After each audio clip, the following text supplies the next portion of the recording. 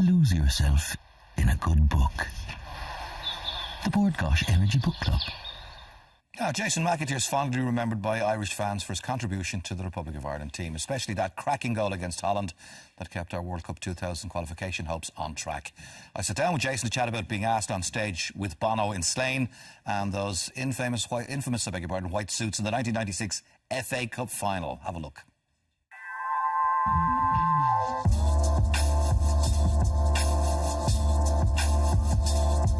Jason McAteer, congratulations. Wonderful book. I was kind of surprised in one sense that you're very open and honest. So it's a departure from sort of the ordinary autobiography that we've come to see.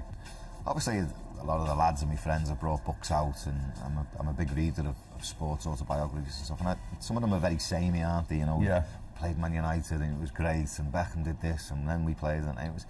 So I wanted, when I was approached 6 years ago to do the book, I'm actually kind of quite glad it didn't come out 6 years ago, because I have softened over them 6 years, and I've met a lot of people and made friends with them again, and so the book would have been really different 6 years ago. But from the very outset, I always wanted to do a very honest book, tell people a story about a lad sort of in difficult times growing up in the backdrop of Thatcher's England and Merseyside and unemployment and stuff, and how tough it was. So, fulfilling a dream. When did you decide, like, this is going to be warts and all? Because, when we think of you and Gary Kelly and Phil Brown, perhaps, it's all happy-go-lucky and it's all, you're having the time of your lives. Yeah, I think honesty was the policy I wanted to go down. I wanted to show that human aspect of a footballer as well, taking myself out of it and detaching myself from more of a character in the book. I wanted people to see the human aspect of the sides of that, for as much money as we do get paid and the privileged life we do lead, there is we do go through the same things as the man on the street, whether it's a death in the family or whether it's personal problems behind a closed door, and then you've got to go out and play in front of 45,000 people every week who have an opinion.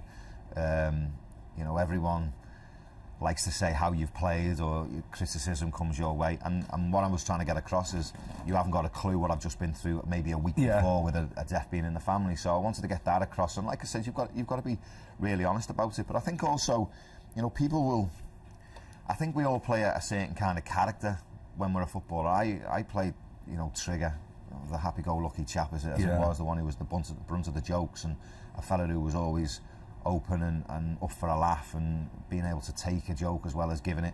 But I wanted people to see there was another side to me as well. That goal against Holland. I mean, that's made your name here in Ireland, cemented you forever. I'm sure drinks are free in most bars. Still. Still living off it. What do you recall of that? Obviously the day.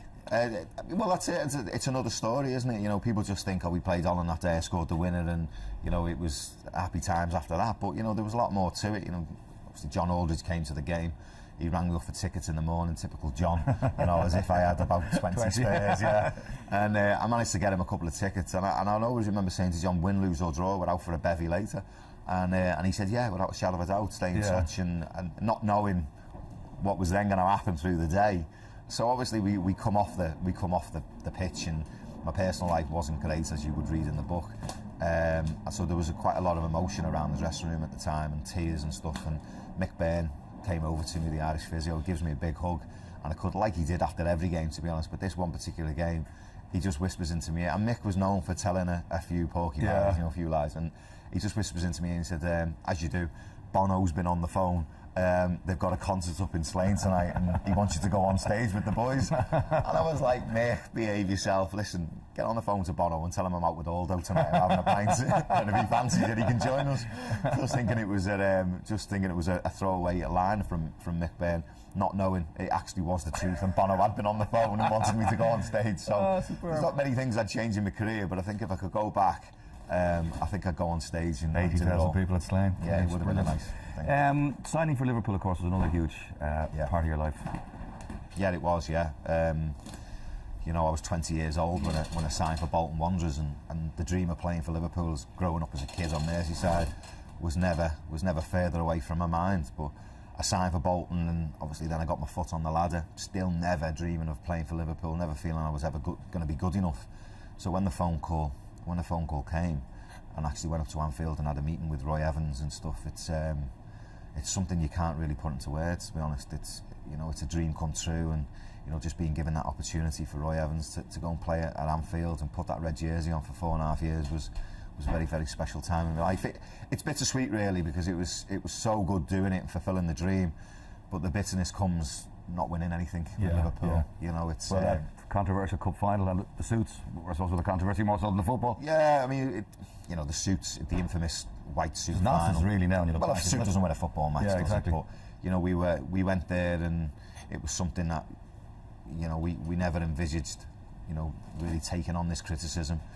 You know, we knew we'd get criticised that we were being beaten, but never at the level that we got. And the white suits obviously played the part in that, and it was disappointing all round. And you know, the Man United players done the double that year, which was sort of a double slap in the face for us. And you know, and we were so close to winning the title. That was the hurt really behind it all. On a sort of happier note, you're in a different place now. You're working in TV in the Middle East. You're happily married. Yeah.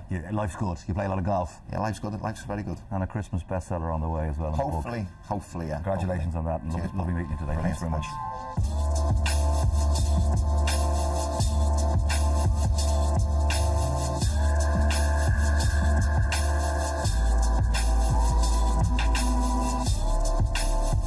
Now, with autumn upon us, what's nicer than getting comfy with a good book? How would you like to win a €100 book token and a gorgeous rug to snuggle up under?